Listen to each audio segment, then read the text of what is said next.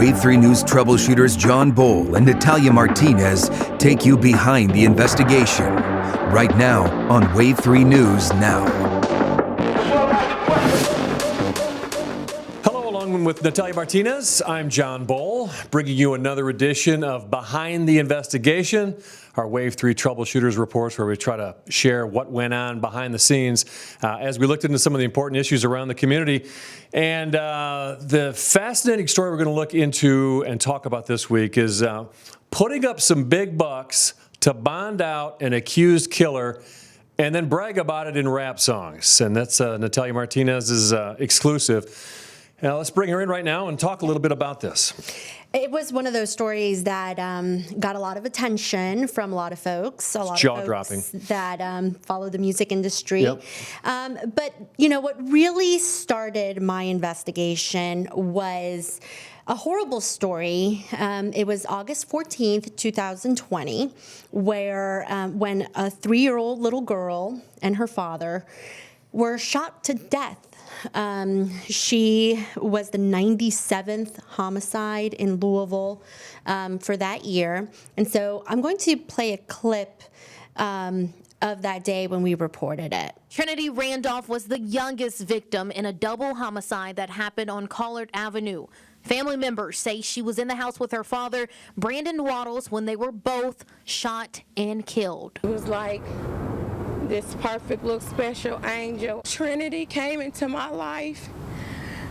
My depression left. I had Trinity to always hug and hold, kiss every time I saw her. Just breaks her heart, your heart. That's the mom of 3-year-old Trinity. It was a huge story at the time because people were just starting to kind of glaze over when it comes to the homicides, and then you had a 3-year-old Trinity Randolph killed. Right. I'm going to play you here a little bit of what we heard at the scene. This was our reporter when the murders happened. So let me play what the neighbors felt about this. What is the gunplay for? Why are you just randomly not caring about whose life matters? That was a baby. And her dad's life, his life mattered. I'm just hurt. I just hope we can all just elevate higher and just stop being so angry. Yeah, this one really hurt. You know, there were vigils and walks, lots of balloons and calls for the community to come together right after that happened. And then the suspect in the case was arrested a couple days later. It wasn't very long before Kevon Lawless, he's 24 years old, is arrested and charged with murder. And so Mr. Lawless then is arraigned, and he gets a bond at $1 million. So an arraignment is when the suspect first goes before the judge and they set the first bond amount. So up until that point, I really didn't have too much involvement. You know, I don't usually cover day of homicides. But then I got a text message from someone who told me, Natalia, please help the family. The suspect is out. And I said, what do you mean he's out? No, he's out. He's out on home incarceration. And we've covered several stories where we hear that suspected killers get put on home incarceration. That means that they're at home with a little ankle bracelet. Monitor, but as you've seen in the news, crimes still happen.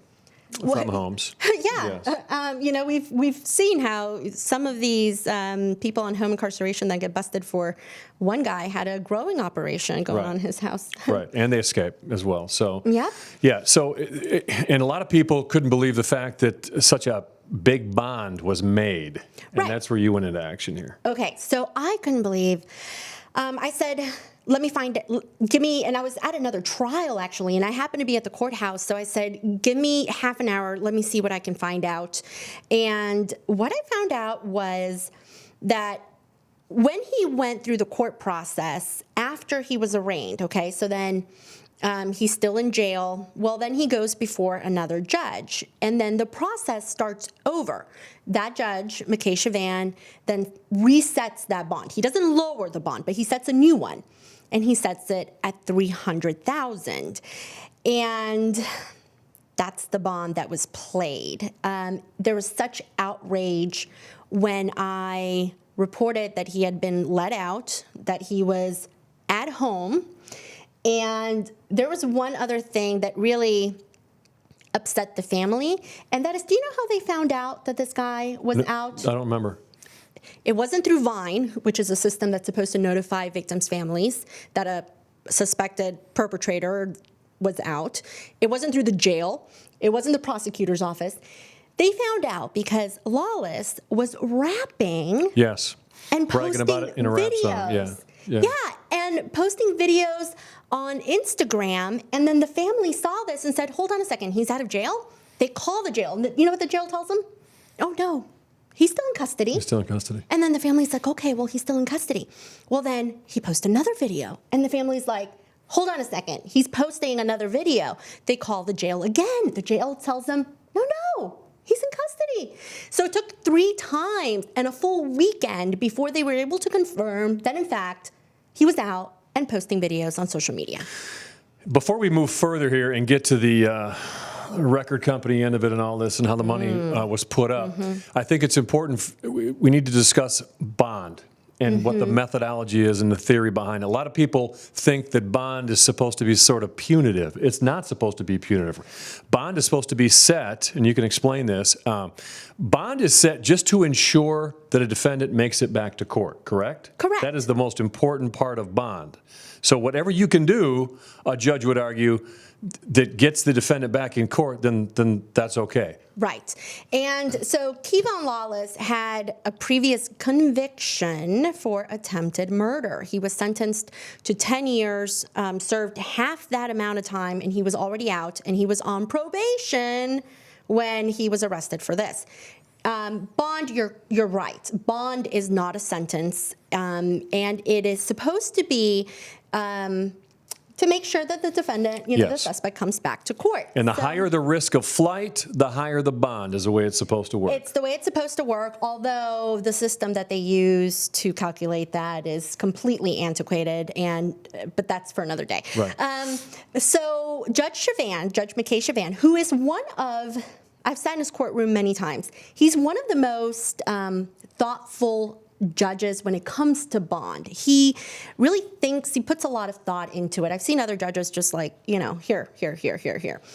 So he sets the bond at $300,000 thinking, there's no way this guy's going to be able to pay that. I think, I have to, by Kentucky law, set a bond, no matter the crime, unless it is a death penalty case. At that time, when the judge set the bond at $300,000, it wasn't death penalty yet. It wasn't yet. It is now, but it wasn't then. Right. So Judge McKay Chavan goes through this process, and it is $300,000. It is the highest bond that he had ever set in his courtroom, except for one other time because the other suspect had a whole lot of money. He thought $300,000 is fair. We have to set a bond. So, you never think a $300,000 bond is going to get made. So how it was made is the really fascinating part of the story. Right. So then, we do what we do. The story doesn't end there. I just immediately started looking to see who bailed him out, right? I mean, it's $300,000. It's a lot of money. So who bailed him out? Well, I go through my process at the courthouse and through, the tons of court documents that we have to go through in order to find this stuff. You have to know where to look, right? So I get a copy of what's called the surety. This is a copy of, this is a document where the person who is bailing someone out has to fill out. And they're supposed to supply their personal information, a copy of their driver's license, because if the person doesn't come back to jail, the surety, the person who posted that money, is responsible, and that $300,000 is gone. Right. So, so when I got a copy of that, I saw a name of Nigel Talley. So I said, who the heck is Nigel Talley? So all I had and all I knew at the time was that he was from either New York or New Jersey. And it turns out that, long story short, Nigel Talley is a record producer from New York. And this, he was voted like the most up-and-coming music industry leader. He was named in a whole bunch of Billboard articles and things like that. So how does he know Kevon Lawless? Okay, so here's where it gets here's where the story really unravels, okay? So Nigel Talley represents a lot of people, including, he's worked with a lot of famous rappers like Yo Gotti, for example, who filmed a music video in Louisville with this other rapper named EST G. Turns out that Mr. Nigel Talley also represents, or he also works with EST G. EST G is, he's a pretty famous rapper. He's been on Jimmy Kimmel. He's all over the internet. He's like the up-and-coming rap artist. He's on national TV, national radio. His songs, became really popular. Louisville kind of supported him, like, hey, this is a local guy who's making it, right? Okay, so then where did the $300,000 come from? Okay, I went back, did some more research, got even deeper, and got a copy of the checks that were submitted to pay this $300,000. Well, those checks, about $140,000 of it had the name of a company called Everybody Shine Together. So I then went to state records. Who owns this Everybody Shine Together? Who would bail out someone who's accused of killing a 3-year-old baby? Well, Everybody Come Together, EST G. And so when I looked at the records for this company, there is EST G, also known as George Stone, as one of the owners of this company. And so it turns out that Louisville's own famous rapper, EST G, had put up the money, or most of the money, to bail this guy out. Why do that? Were they buddies? Were they tight? Yes. And here, I printed this out. There's tons of pictures then, once I made the connection. There's tons of pictures of them together online. They are, posing on their social media together. But I'm going to read you something. This is part of George Stone, or ESTG's song, that was released July 21st, 2021. So this is one of his newer songs, where, here, I'm going to quote it. This is a rap lyric, okay? So he says, quote, "They want $1 million for Lil Kada." That's Lawless. "No, I'm coming to get you, baby. No, my heart might get me killed, but it got me here, so risks I'm taking." So this is like a big game to them, like a fun game to brag about and to help your buddies out no matter what they've done, and to have no remorse. Or is there a serious question of innocence with him? Like, I can see somebody doing something like this if you really think your buddy's innocent.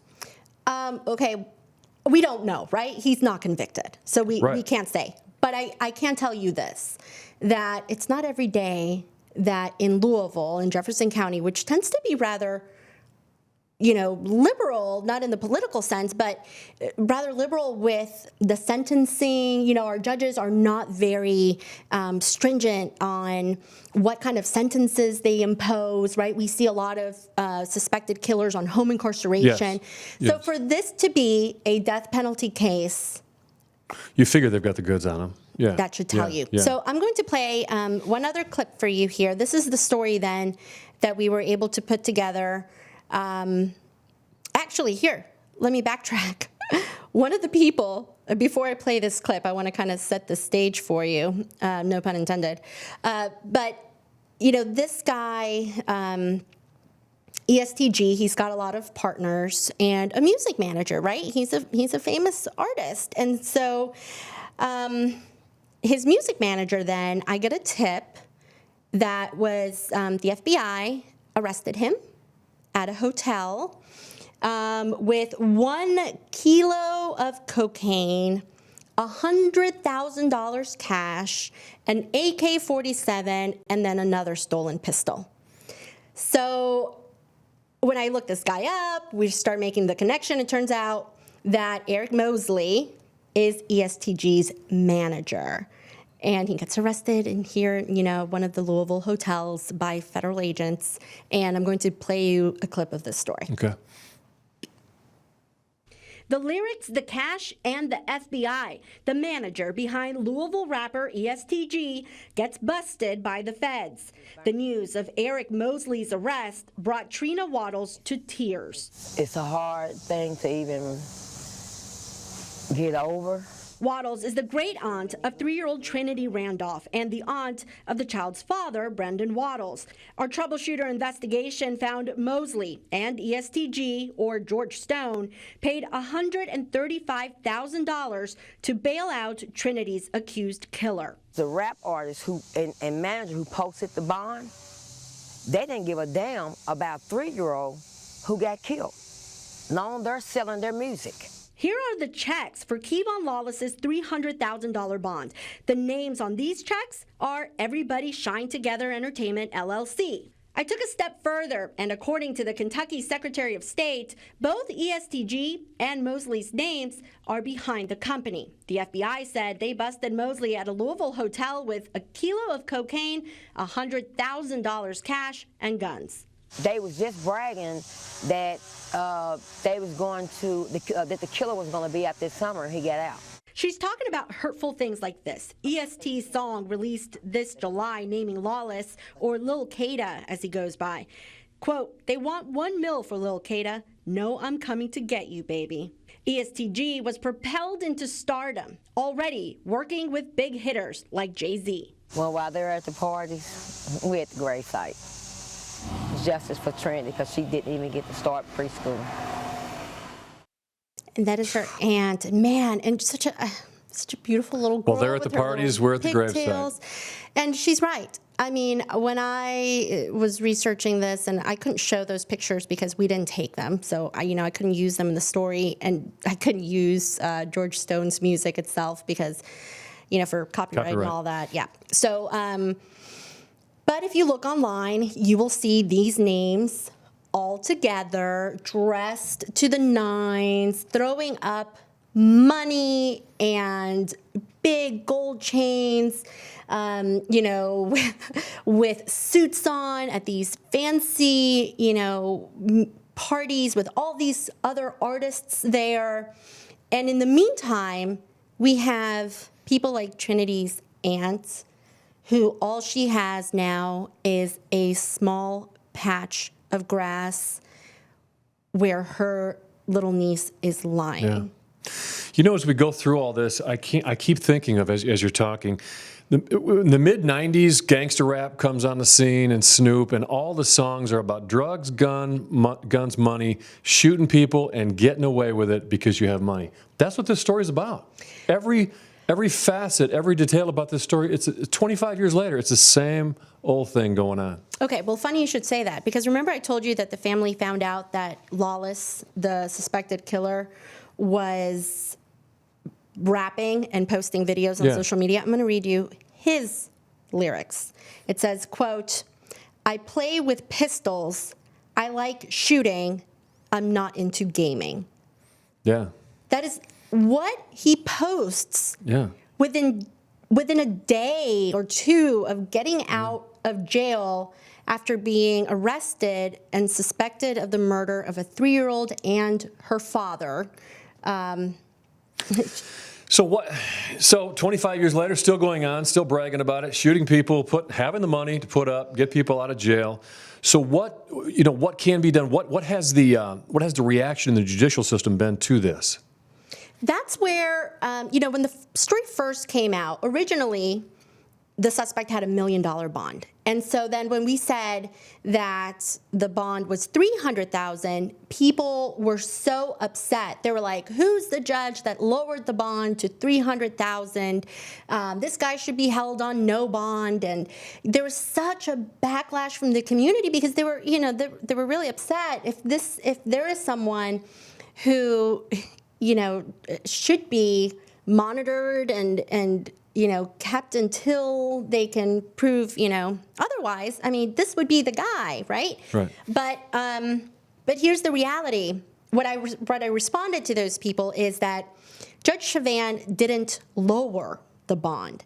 He had to reset a bond. Mm-hmm. And if people are upset that an accused killer of a 3-year-old little baby got a bond at all, well, then you need to call your representative and have that law changed, because Kentucky is one of a few states that requires a bond for any kind of crime, including murder, unless it is a death penalty case. Which this was not yet at the time. Correct. So if we want to talk about change, there it is. You don't need to call Wave 3 News to tell us how awful this is. Believe me, I know.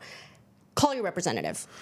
Okay, so any other loose ends? Where are we at now with the case?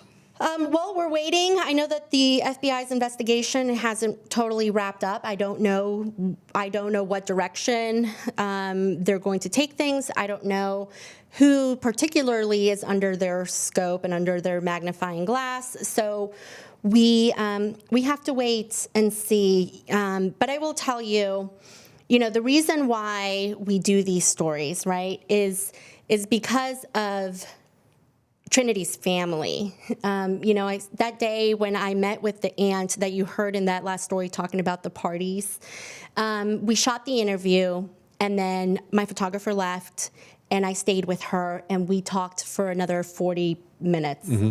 And the pain that this lady feels, I mean, it's a 3-year-old little baby. What in the world did she have to do with any resentment or anything to do with the shooting? Why a 3-year-old little baby? And let me tell you, I can't talk too much about it, but it wasn't like it was a stray bullet, okay? Right. So, that aunt, I told her, I can't promise you that anything is going to change. That's not our role. We're not lawmakers. There's very limited things that we can do. But what I did promise her is to stay on it, to keep reporting the truth, to keep finding out exactly who's bailing out who, and at the very least, she is going to be aware of exactly what's going on in this case. It was excellent work, jaw-dropping, depressing, angering, and really a great example, though, of what is going on right now in our society. Just getting away with things, having the money to get away with things, and then bragging about it. This issue of bailing out people, Natalia's done many more stories on that. We're going to get to more episodes here of Behind the Investigation. We're going to get into some of her other stories on that. But for now, we're going to wrap this up. So for Natalia Martinez, I'm John Bull. Thank you for joining us here. The Wave 3 News troubleshooting team. Send us your tips. We're constantly busy. We're backlogged about 5 stories each right now, but we'll get to you.